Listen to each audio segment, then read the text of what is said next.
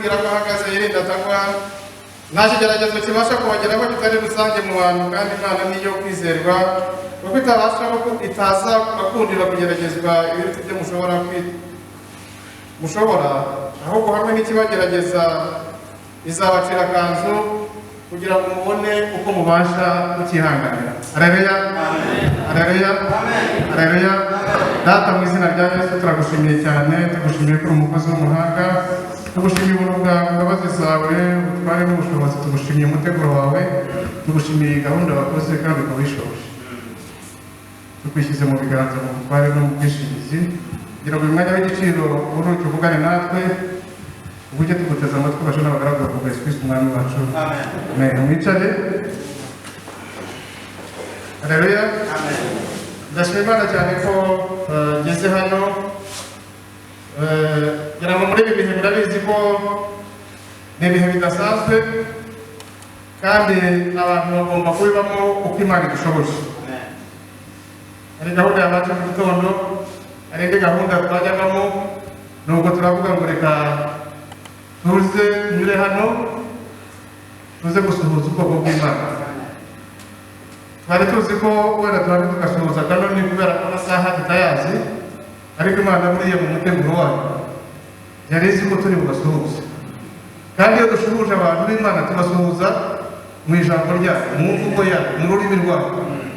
Imana ibahe umugisha. Amen.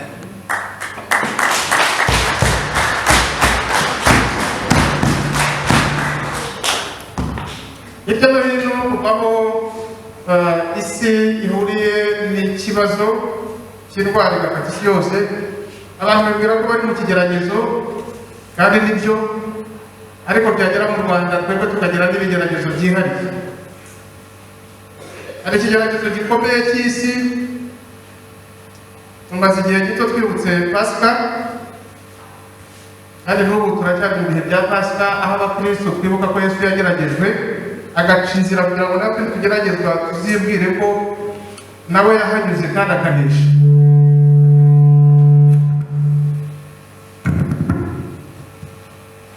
Ibyo nk'Abanyarwanda iyo bije biza bigahura n'ibihe turimo byo kwibuka Jenoside yakorewe Abatutsi, ibyo bikatwongerera ikigeragezo.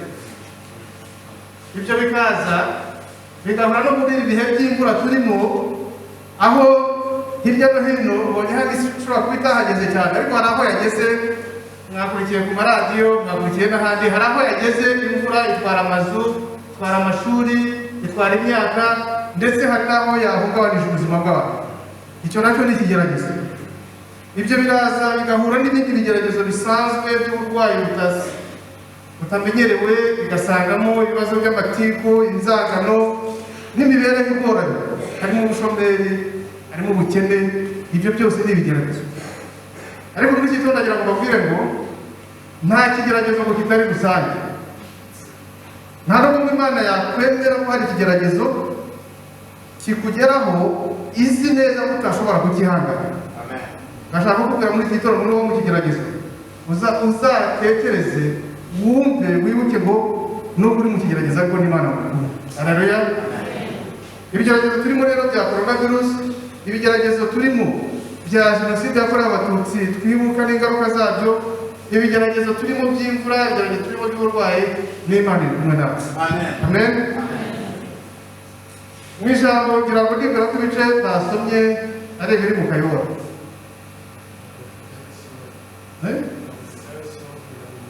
Bakoresha cyaso ngera ndatekereje ibisanzwe biri mu Kayobora, ariko byose biba ari kimwe mu ijambo ry'Imana rirahuye. Amagambo uyu munsi twari duteganije gusoma naboneka muri Yesaya 63 kuva ku murongo wa 7 kugeza ku wa 17, n'amagambo ari mu Bakorinto ba mbere igice cya 10 umurongo wa 1 kugeza ku wa 13. Ariko ntibivuga ko nayo basomye adafitanye isano. Muri bubibone muri ibi bice byombi baratubwiramo ubwoko bw'Abisirayeli, hombi biranaho, bakatubwira ko batubera akabarore mu guhura n'ibigeragezo. Ayo magambo ndibwira ko nayo basomye muri Yosuwa, baratubwira ubwoko, baratubwira ibintu bitatu. Yesaya yandika yavuga ku bwoko bw'Abisirayeli. Ayo makuru ngo Yesaya nguyu yanditse mu mwaka wa 700 yabayeho, yari umuhanuzi mwene Amosi, abaho mu mwaka wa 740 kugeza muri 700 imbere yo kuvuka kwa Yesu. Nibwo Yesaya yabayeho.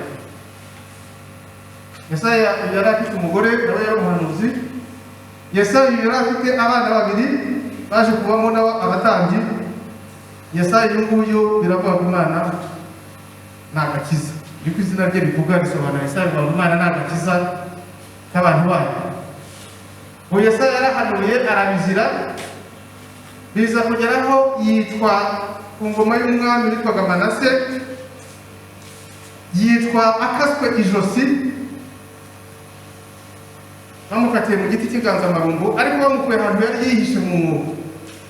Muri iki gihe guhanwa ntabwo byari byoroshye kuko abahanuzi bararwanwaga bakabatoteza bikagera aho bihisha.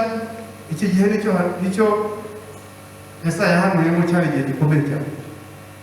Yesaya mu buhanuzi bwe ibyo yahanuye byaje gushimangirwa na Pawulo yandikira Abikorinto kiriya gice cya 10 Korinto ba mbere uhereye kuri umurongo wa mbere kugeza ku 13. Pawulo ibyo murabizi yitwa Sawuli. Pawulo ibyo murabizi nawe yabanje atoteza ubwoko bw'Imana akiri Sawuli, yibwira ko arimo kurwanira Imana, ariko bari baramubeshye ko Imana zitari zo. Igihe kiragera ahura n'ibigeragezo, nawe ubwe umwuka umucyo w'Imana na marayika w'Imana baramugota, aza guhinduka ubugome yari afite n'umutima yari afite n'ishyaka yari afite bitari byo, amenya Imana nyayo arayihindukiza. Amaze guhindukira nawe yaratotejwe, yahuye n'ibigeragezo. Ibigeragezo yahuye nabyo byabaye birebire, arafungwa, aragorwa, kugeza igihe umwami wacu Yesu Kristo ibyo yavuze byasohoye. Uyu Pawulo nawe aza kwicwa, nawe yishwe nabi. Ibyo bigeragezo byose icyabateraga imbaraga nuko bari bazi ko umwami wacu Yesu Kristo ibyo byose yabirangije, ibyo byose yabibereyemo.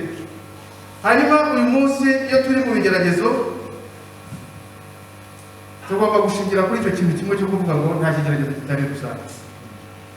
Birashoboka ko ushobora kuba mu kigeragezo ukagira ikigeragezo wenda cy'uburwayi, cy'umuntu muturanye mutabyumva kimwe, ukagira ikigeragezo cy'umugabo cyangwa cy'umugore, ukagira ikigeragezo cy'akazi, ukagira ikigeragezo cy'ibibazo by'ubukene, ukibwira ngo ubu ngubu Imana yaranditse, ukibwira ngo ubundi njye jyenyine. Uhura n'ibigeragezo nk'ibi ukumva ubuzima burarangiye. Coronavirus iteye, abantu bahuye n'ibigeragezo ubwo bibwira ko byarangiye, bibwira ko n'Imana yabaretse, ndetse abakristo bamwe basubira n'inyuma barabyihora. Muri iki gitondo nagira ngo dutekereze, nta hantu na hamwe hatari ibigeragezo, nta muntu n'umwe utari mu bigeragezo. Abisirayeli batubwiye ni ubwoko Imana yatoranije. Igihe kiragera bahura n'ibigeragezo, bajya mu Egiputa. Bageze mu Egiputa ngo bahura n'ingorane, bagiye mu Egiputa kubera inzara gusa, cyari ikigeragezo gisanzwe, ariko bagezemo bahura n'ibigeragezo birenze, baratotezwa, baricwa, bakoreshwa uburetwa. Igihe kigeze Imana irasaba umugaragu wayo witwa Mose, igice cya 3 cy'igitabo cyo Kuva 9 na 10, n'amamagara avuga ngo mbonye ko ubwoko bwanjye buruhijwe bubabajwe, none haguruka gutumwe. Mose yabanje kwanga n'ibindi, ariko igihe kigeze aragenda arwana intambara nawe n'ibigeragezo na Farawo. Farawo yanga kumva ibigeragezo, nawe birahindukira bijya kwa Farawo, Imana imuteza ibyago kuva ku cya mbere kugeza ku cya 9. Farawo akomeza kwinangira, ariko bigeze ku kigeragezo cya 10, aho Imana yari imaze gufata icyemezo cyo kwica abana b'abahungu bose bo mu Egiputa, ikarokora abana ba Isirayeli kugira ngo bibe n'ikimenyetso cy'uko bagomba kuva mu buretwa. Aho ngaho niho tunibukira Pasika, ni naho dukomora Pasika ya mbere, kuko Imana yababwira ngo bahaguruke bagende, bave mu kigeragezo, bave mu bibazo, bajye mu bisubizo. Barahagurutse baragenda. Iyo ni inkuru dusanzwe tumenyereye ndende, ariko ikibabaje nuko mu guhaguruka bakagenda bibagira Imana yabo. Bamaze kwibagirwa Imana yabo, bituma Imana nayo ibakuraho amaboko ariko iba yongera ibashyira mu kizamini kindi kugira ngo bayigarukire. Nubwo byagenze bityo byatumye benshi muri bo cyane cyane abakuru, abasaza n'abakecuru batarashoboye kugera ku musozi Kanani bari barasezeranijwe, ndetse na Mose ubwe ntabwo yashoboye kugera kuri wa musozi witwa Kanani. W'ikigeragezo ari ibigeragezo byo kujyaho bibiri, icya mbere ndavuga ku cy'Abisirayeli, ndavuga no ku cya Mose. Abisirayeli bahuye n'ibigeragezo bo bikorera ikigirwamana igihe Mose yari yagiye kuvugana n'Imana kandi ari kubashakira ibisubizo.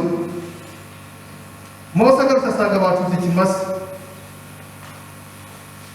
hanyuma ararakara, n'ibisate byariho by'amabuye byariho amategeko 10 yabayoboraga bimwe, kubera Abisirayeli basubijwe inyuma.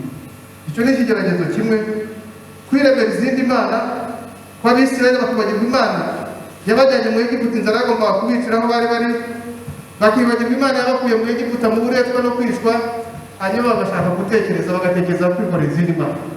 Aho Imana yabakuye igihano cyo kubabwira ngo benshi muri mwebwe muzahora n'ingabo. Mose yahuye nawe n'ikigeragezo cy'Abisirayeli mu buryo butandukanye, ariko ntaza kubona n'ikigeragezo cyo kuva ku izima igihe yari agiye gusaba Imana amazi ku nshuro ya kabiri. Abisirayeli bongeye kugira inyota bari mu butayu. Ku nshuro ya mbere Imana yari yamubwiye ngo nakubite inkoni ku rutare haza amazi, bongeye kugira inyota Imana yavuga ngo wongere ugende kubiteho, ariko iravuga ngo kubiteho inshuro imwe gusa. Mose kuba ko yari amaze kurambirwa nk'umuntu wese, umujinya uramwica, aragenda aravuga ati ababona muheto banzegereje, aho kugira ngo nkubiteho kabiri haraza ibizi byinshi n'ibishaka bibahitana. Nuko Imana yavuga ngo icyo ngicyo ukoze wiyongereyeho kamere muntu nacyo nzakiguhana.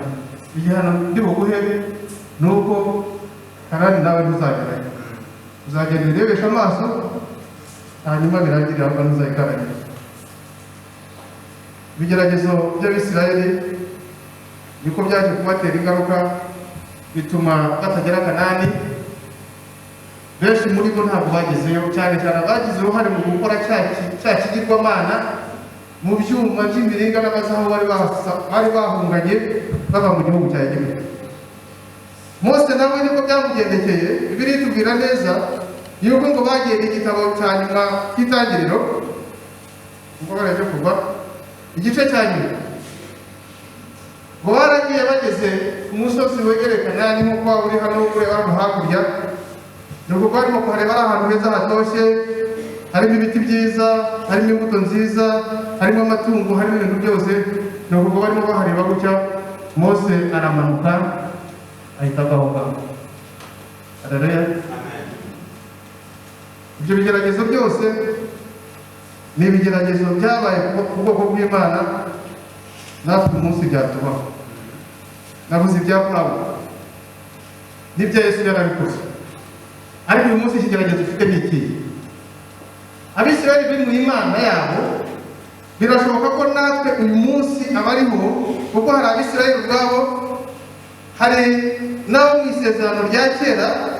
Hano twatubwiye Abikorinto ariko bashushanywa nabo mu gihe cy'Abisirayeli. Uyu munsi ni jye nawe tubwirwa. Uyu munsi turabwirwa nk'Abanyarwanda, umunsi turabwirwa nk'Abanyarushaki, turabwirwa nk'abari mu isi uyu munsi. Ese ikigeragezo wowe ufite kiragutera gucumura gute? Ni ikihe? Uyu munsi abantu benshi barahura n'ibigeragezo, bakajya kwishakira ibisubizo, bakajya kuraguza, ntaho bataniye n'abo baba bagiye Abisirayeli bikoreye ikimasa. Abantu baraca iyo ubusamo bakishakira ibisubizo by'ibibazo.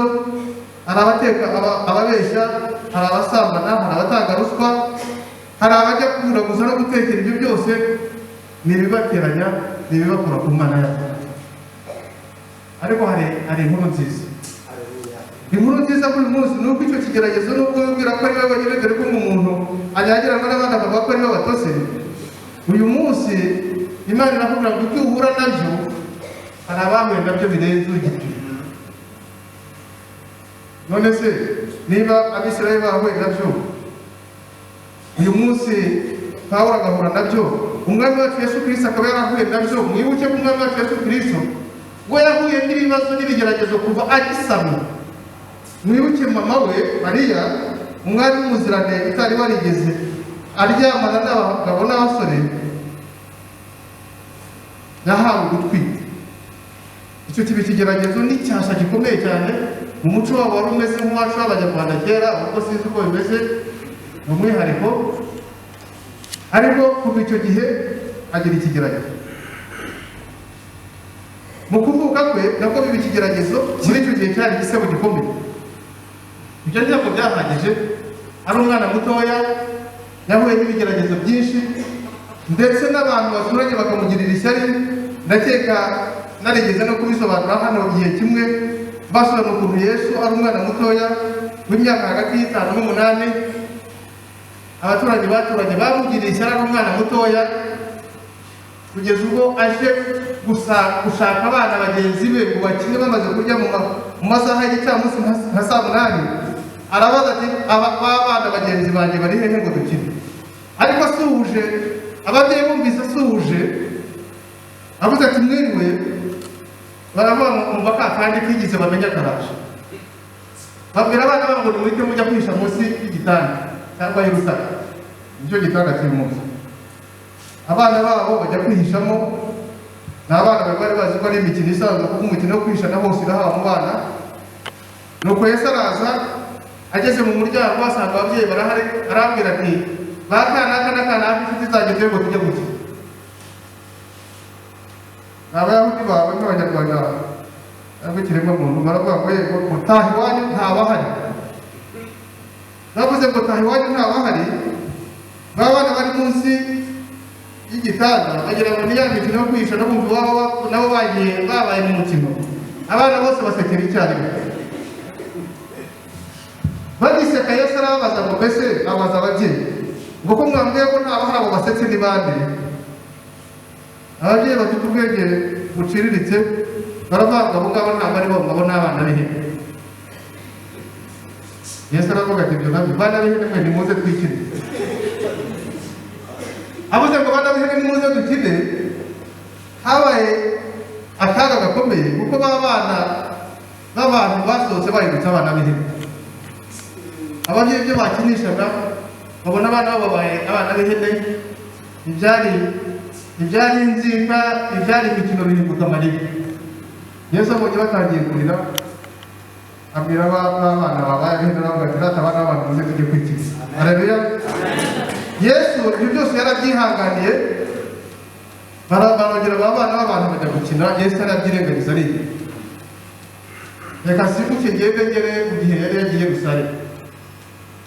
Nasigayeyo kuko yari yatangiye gukora umurimo w'imyaka 12, asigayeyo wabo barataha baramubura, nawe yisigariye ku murimo arimo arigisha.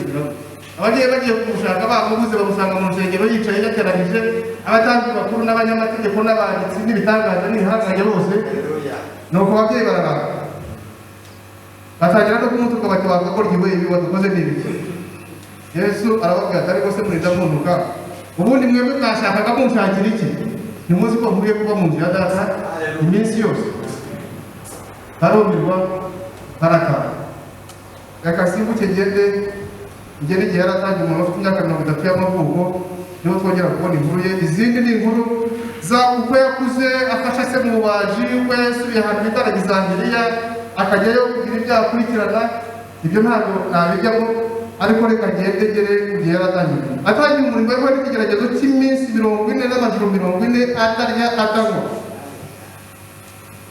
Uyu munsi wo kumara igice cy'umunsi utariye ibya saa sita ukumva isano ryawe, byagera nimugoroba uti noneho sindi buramuke. Ariko Yesu yamaze iminsi 40 ageragezwa n'umwana. Uyu munsi uri kuvuga ko tubigerageza, ariko ndagira kubwira ngo Yesu yarabitsinze. Amen.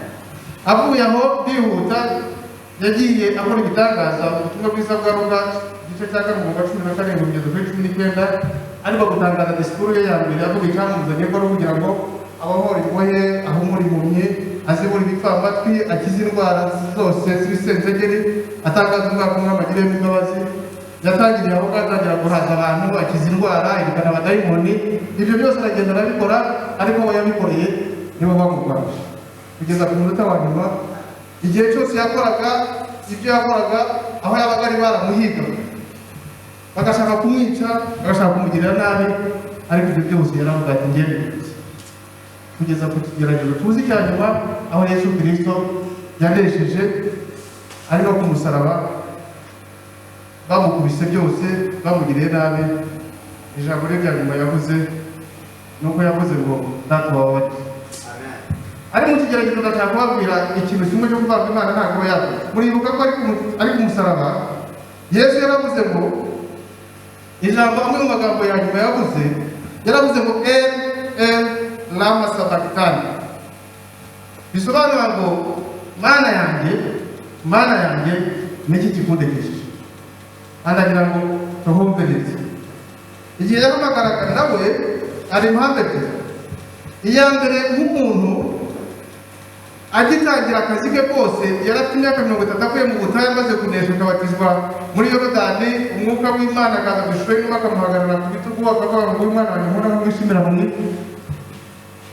umwishimire kuva icyo gihe yatangiye kugenda afata icyaha byacu byose abyishyira amen yatangiye gufata intimba zacu zose azishyiraho yatangiye gufata inzangano zose azishyiraho yatangiye gufata imibabaro yacu ayishyiraho afata ubushomeri abwishyiraho afata ibigeragezo by'abagabo n'abagore abyishyiraho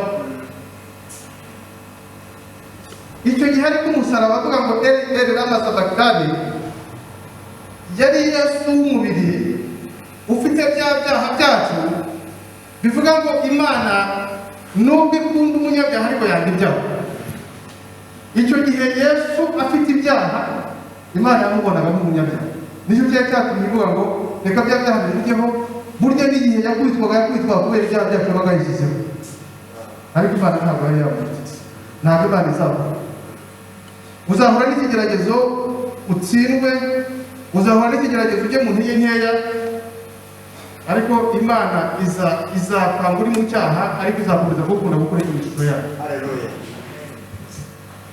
uzahura na virusi uzahura n'ubukene uzahura n'ibibazo by'urugo umugore akunanire n'umugabo akunanire ababyeyi bakunanire abana bakunanire ariko ndagira ngo ubwire ngo uzamenye ko Imana ntabwo izaba yakora Imana ntabwo izaba yagukuyeho amaboko izakureka kubera kuri mu ishusho y'umunyabyaha kuko ntabwo Imana ikunda icyaha namba ariko izaba ikigufitiye imbabazi izaba ikigufitiye urukundo muntu wamenye Kristo muntu wumvise ijambo ry'Imana ndagira ngo nugera mu kigeragezo uzakujya nubwo ni mu kigeragezo ariko Imana iri kumwe nawe abantu benshi bajya mu kigeragezo bakihutira kujya kugikemuza ibyaha hari umwaka umwe w'umunyabitekerezo wasesenguye abwira abantu agira abantu inama imwe yoroheje arabwira ngo uyu munsi nujya mu kigeragezo nuhura n'ikigeragezo kuko uri umukristo uba wavuye mu isi y'umwijima ukajya mu isi y'umucyo ariko iri jambo twasomye 11 baratubwira ngo aho ngaho naho ibigeragezo birahari niyo mpamvu abo ngo nuhagaze n'uwibwira ko uhagaze yirinde ataba hari igihe twibwira ko umuntu yabatijwe umuntu yakomejwe umuntu ari muri korali umuntu ari muri madazi fadazi ebeneseri yosiniyoni n'ahandi akaba azi ko ibyo byarangiye ukibwira ko ujya mu cyumba cy'amasengesho ibyo bihagije ariko ntabwo bihagije nawe urahagaze ariko wirinde utagwa Pawulo yandika yashaka gutera abantu umwete ariko no kubaburira kugira ngo niba uri umukristo ukomeze uve mu bukristo bwawe ukomeze uhagarare umenye ko uri ku rugamba kandi ko uri ku rugamba ubwo ngubwo niko Imana iri kumwe nawe wirinde rero utagwa kubera ko ikigeragezo ugiye guhura nacyo icyo ari cyo cyose ni ikigeragezo kiri rusange ni ikigeragezo Imana izi ko ufite imbaraga zo kwihangana uwo muhanga rero yaravuze ngo ntuzahungire ikigeragezo mu cyaha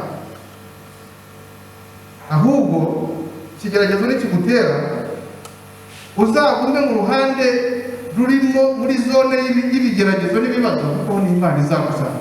Amen.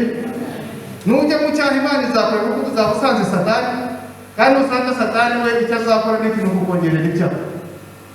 Abasomye umusomyi w'ejo watubwiraga ngo Satani abadayimoni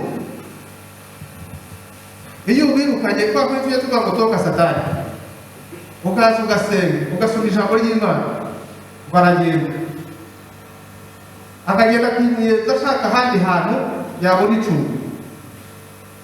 Ariko ngo yaribuze niba aje kuri mwene se agasanga arimo gusenga, yaza kuri mwene se agasanga arimo kuririmba, yaza kuri mwene se agasanga arimo gusoma ijambo ry'Imana, yaza kuri mwene se agasanga barimo kuganira ijambo ry'Imana, aravuga ariko wajya kureba ahandi narindi ngo undi hari hasanzwe hari agahera.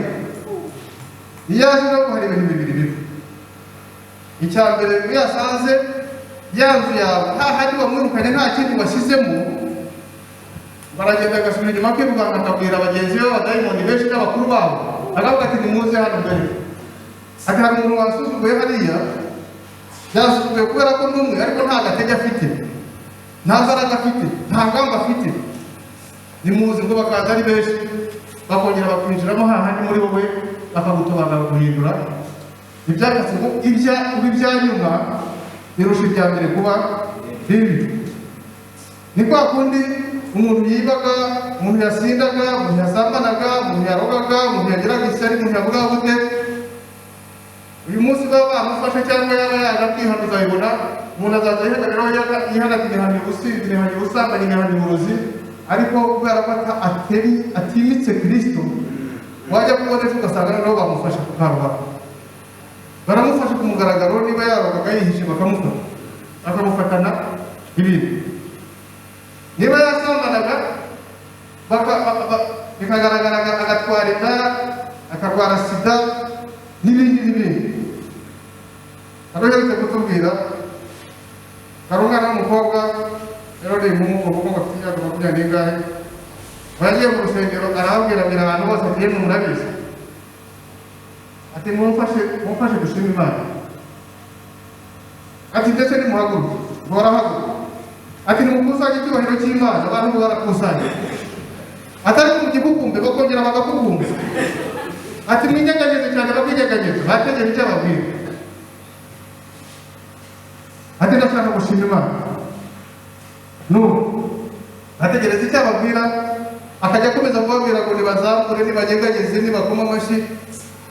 Nuko muri urwo rusengero harimo umuntu w'umunyamwuka, Imana imwereka ko wa mukobwa yasambanye kandi yari umurokore n'umunyamasengesho, atahana ubwoba ko ashobora kuba yatwaye.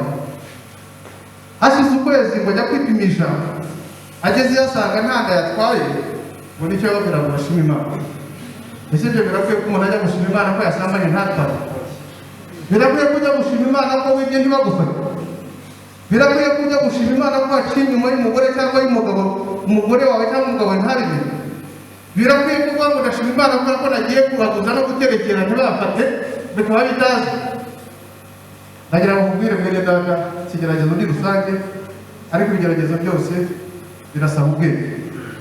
Umuntu aravuga ngo twe guhungira icyaha, ikigeragezo mu cyaha, ahubwo tugihungire kuri Yesu, tugihungire mu Mana, kuko nuba mu Mana no kuba muri wa mwanya, ukaba nubwo ngerageza, nubwo nkene, nubwo nshonje, nubwo umugabo yananiye, nubwo umugore yananiye, nubwo ababyeyi bananiye, nubwo umwana ananiye, nubwo akazi kananiye, nubwo umukoresha ananiye, nubwo umuturage duturanye ananiye, ariko mu ijuru hari Imana.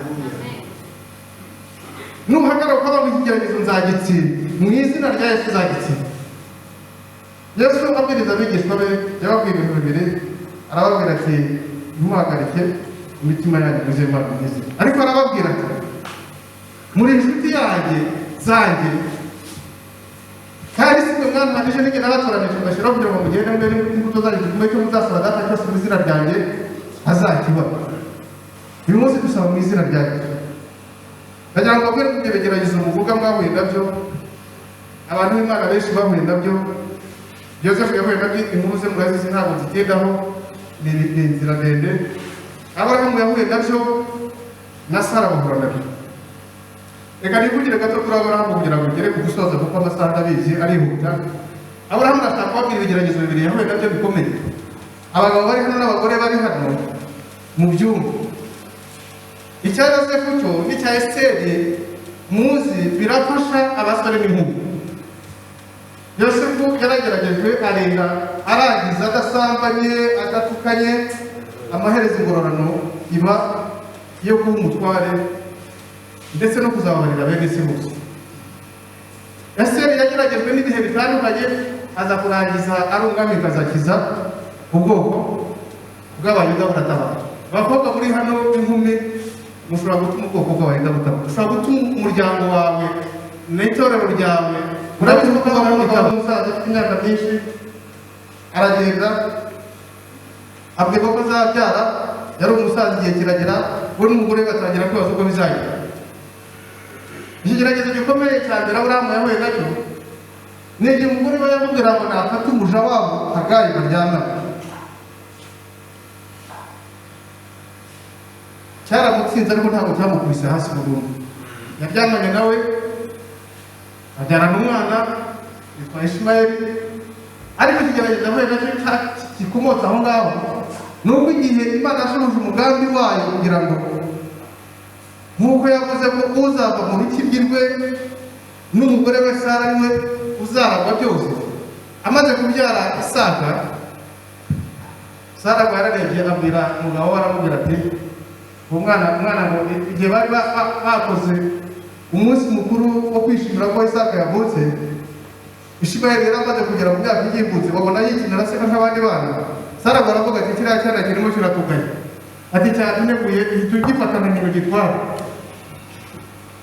Aburahamu yibaza uko bigiye kugenda akagira agahinda, aragenda ajya kubaza Imana, Imana nkora iki? Nuko Imana iramubwira iti ntutere umugore wawe agahinda, wumvire umugore wawe, ibindi uzabona igisubizo cyawe. Ariko umubwira ikintu gikomeye, iramubwira ngo n'uwo mwana w'umuhungu wabyaye kumuja ngo nawe nzamugira ubwoko. Haleluya. Icyo ni ikigeragezo kimwe yahuye nacyo cy'uwo mwana. Ibindi murabizi, icyakurikiyeho n'ubwo yahise aza yemera ibyo Imana yamubwiye n'ibyo umugore yamubwiye, araza ashaka amazi, ashaka umutsima, arangije afata wa mugore mu gitondo cya kare avuga ati Hagayi fata umwana wawe mugende. Ntabwo bajyaga kujya hari n'amashyamba hari n'iki, umugore aragenda. Hagayi yahuye n'ikigeragezo kuko ageze hirya mu rugendo rurerure yabonye umwana agiye gupfa, nuko ngo aramwijishura amushyira munsi y'igiti, akora ikintu gikomeye cyane. Yaravuze ngo ntabwo umwana wanjye ari gupfa mureba, nuko ngo aragenda aramwitarura ajya hirya, ariko ageze hirya ntabwo byarekeye aho ngaho. Yabwiriye Imana mu mutima ati Imana umwana niba wamumuhaye, nuko namubonye urabizi. Ari aho ngaho Imana irebye kwizera kwe nuko ikigeragezo yahuye nacyo yemeye kuvayo, ntatukane ntarwane ntagire gute akagenda mu buryo bw'ubupfura. Nuko Imana iramubwira ngo humura amaso yawe urebe. Nuko ngo ahumuye amaso, ikintu cya mbere yabonye iriba, avoma amazi, aragenda aho umwana we atarashyiramo umwuka, arahembuka. Uwo mwana Ishimayeli yaje gukura, niwe wavuye mu bwoko bundi tujya tubona bw'abana bo bari hirya aho ngaho. Cyokora harimo n'ubwoko bwitwa Abedi n'Abaperesi, ariko babayeho nawe yabahindutse ubwoko ari buri. Icyo kigeragezo cyavuyemo ibisubizo byinshi. Ikindi kigeragezo Aburahamu yahuye nacyo ni igihe yabwirwa kujya gutanga umwana we Isaka. Yarabyemeye mu kwizera, ariko ageze hirya igihe yagomba kumutera inkota, ijwi rya marayika riramubwira ngo sigaho Aburahamu, mbonye kwizera kwawe, mbonye ubunyangamugayo bwawe. Nawe biramubwira ngo ceka. Arebye ku ruhande babona igitamba cy'igipfizi kinini, amahembe yafashwe mu mashami y'ibiti, bavuga ngo gikire igitambo buhoro mwana. Amen. Ndagira ngo babwire ko muri iki gitondo nta kigeragezo na kimwe kitari rusange. Isomo turi gukuramo hano ni iri: itarura ikigeragezo uhungire mu Mana. Wikwinjira mu kigeragezo winjiranyemo no gukora ibyaha no kwirwanirira, reka gato gusa Imana irakurwanya. Imana Uwiteka iri bwishakire igitambo, Uwiteka Imana iri bwishakire igisubizo, wowe icyo usabwa gusa ni ibintu bitatu ngiye kuvuga. Icya mbere, basaba kwizera Imana. Imana niyo kwizera. nibo bamurongo batubwiye kubera ko nta kigeragezo kitari rusange kandi Imana yakwemera ko kikugeraho. Nta kigeragezo kibasha kukugeraho kitari rusange mu bantu, kandi Imana niyo kwizerwa kuko itazabakundira kugeragezwa ibiruta ibyo mushobora, aho guhamwe n'ikibagerageza izabacira akanzu kugira ngo mubone uko mubasha kukihangana. Haleluya. Kugira ngo rero ubashe kukihangana n'iki? Ni uko uhagaze wirinde utagwa. Wirinde utagwa ku cyaha, wirinde utagwa mu ntege nke, ahubwo ugume hahandi Imana igusanga. Hanyuma icya kabiri ni ukwihangana. Iyo wizeye ugeragekaho kwihangana. Abantu benshi baranirwa kwihangana, abantu benshi bagahita iyo umunyeshuri ari mu ishuri ariga ariko kwitegura no kubaza. Iyo umaze kugatsinda ni kubona icyo waruhiye cyangwa se wigiye ni diplome, ahandi babona amapeti ya gisirikare, ahandi babona bazamurwa mu ntera, ibyo bita promotion. Nawe rero ugomba guhora witeguye kuzamuka mu ntera, zamuka mu ntera yo mu mwuga, zamuka mu ntera yo kunesha, zamuka mu ntera mu buzima. Niba uri umukobwa, niba uri umusore, umenye ko Imana irashaka kugira ngo ikuzamure mu ntera, nawe uzaba umugore ubyare uheke. Irashaka kuzaba umugabo ukubaka ugakomera.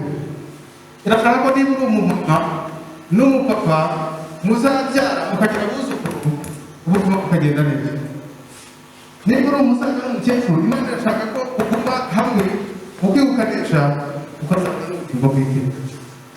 Kugira ngo ibyo byose tubitsinde ni ibintu bibiri. Ni icya nyuma mvuga, ni ugukunda Imana n'umutima wawe wose, n'ubwenge bwawe bwose, n'ubugingo bwawe bwose, n'imbaraga zawe zose, ugakunda mugenzi wawe nk'uko wikunda. Dukunda Imana kuko niyo yabanje kudukunda. Yohana 3:16 kuko Imana yakoze mu isi cyane itanga umwana w'igihano kugira ngo izagare kubaho bwawe n'ubugingo buhoraho. Yohana 13:33-35 Yesu Kristo abihirwa itegeko arabamuhereko, ndabategeko rishya mukundane nk'uko nakunze. Icyo nicyo cyiza bamenyekanisha yuko muri abigishwa banjye. Ndasoza babwira ngo nta kigeragezo kitari rusange. Ndasoza babwira ngo nugera mu kigeragezo uzabwire Imana nubwo ndi mu kigeragezo ariko ndi kumwe nawe. Ndabizi neza ko hano urahari, ndabizi neza ko uri kumwe nanjye, ndabizi neza ko witeguye kugirira neza, kandi Imana izabagirira neza. Bizongera ikugirire neza, bizongera ikugirire neza. Ariko hano mu mwanya kumva ku munara utegereze icyo Imana ikubwira. Mu izina rya Data wa Twese n'Umwana n'Umwuka Wera. Amen.